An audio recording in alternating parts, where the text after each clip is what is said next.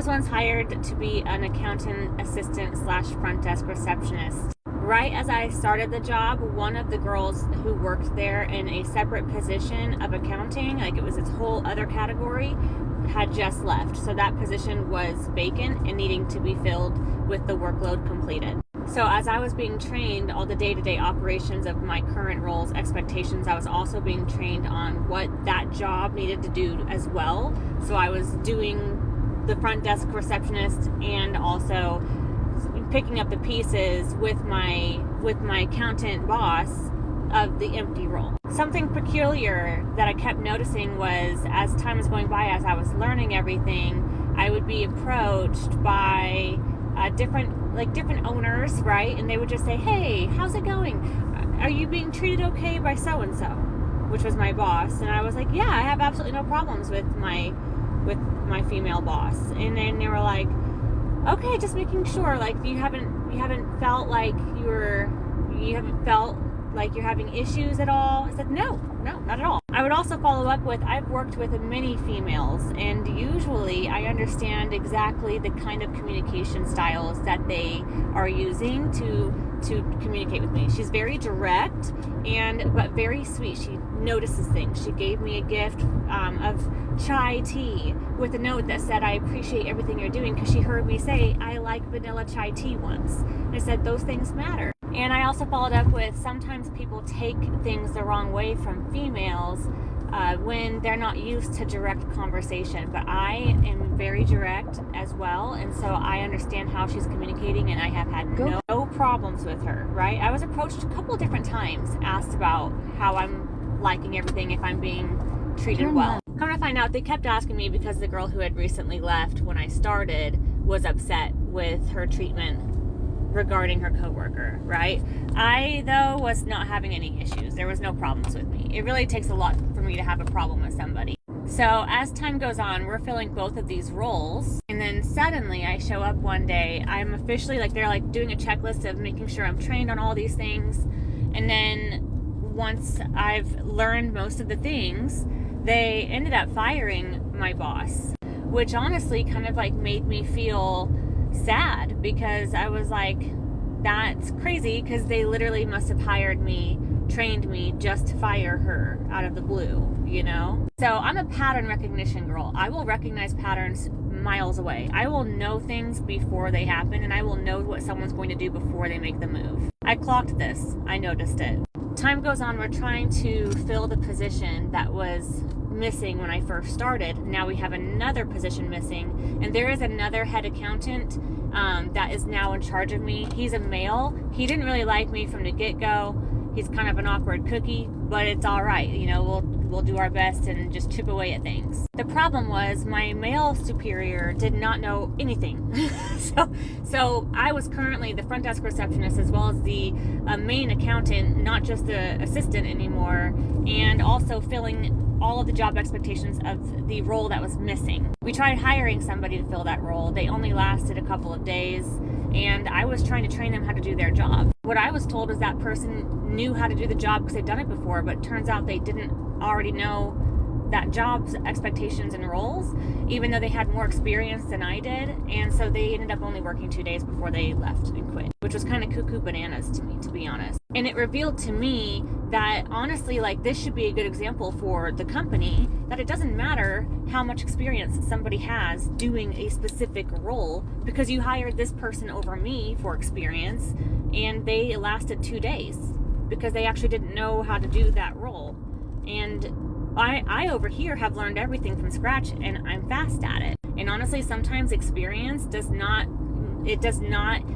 equal to the value of the employee you're going to have on your team. Experience does not equal the value of the person that you hire. Self-motivation, self-drive, the ability to learn, the ability to adapt. It does not equal that value. So I don't accept salaries based on experience. When I know somebody who has experience makes $20,000 more a year than me, but I'm outperforming somebody that would have that experience on paper, that's unfair. You should compensate me what I'm giving to you for value with experience. That's a whole nother topic though.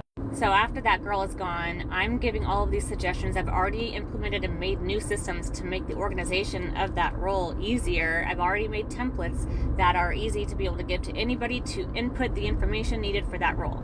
The boss or the owners of the company want me to take this role, right, and hire for a new front desk accounting assistant.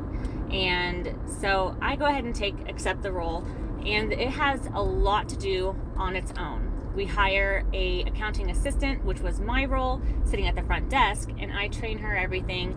I'm pretty good at showing people how to do things without being overwhelming, and she learned really well. I wasn't being paid extra to train, be like the employee trainer. It's curious to me that I'm the one training when my male superior didn't know how to do any of it, so he couldn't train her, yet he was making more money than me. I digress. So I get her all trained up. She's doing really good on her own. She has the same expectations I had. I now have the expectations that the previous role that was missing had, and we're busy from the beginning to the end of the day. However, the position that they fired, they never filled that position with an accountant to complete her daily tasks. There are tasks that she did I didn't know how to do because she never trained me, since they weren't going to be part of my job performance, part of my job description. So what happens? Does the company hire and fill the missing position with another accountant because there were 2 accountant heads and an assistant and then a transaction coordinator? No. They ended up leaving that position vacant, and my new head supervisor, male, who didn't know how to do any of her stuff, was now delegating all of that onto my plate to do on top of my job description that I said I could accomplish all of this and I would do a good job at it. Well, now I'm being given more tasks from my supervisor since he didn't know how to do any of those tasks that she did on her role. Not only am I being delegated to do it, but now I have to self-train and learn how to do it myself since he doesn't know how to do it himself. More tasks are now being assigned to the girl I trained in my old position because he doesn't want to do it. He doesn't maybe know how. I don't know. But all right, so I had to kind of balance it was a lot of micromanaging that began to happen, kind of like a power play micromanaging. New things we never were doing before are now assigned onto our daily tasks. And now what's happening? We're stressed and overwhelmed, and we're feeling like we can't keep up with our day-to-day tasks.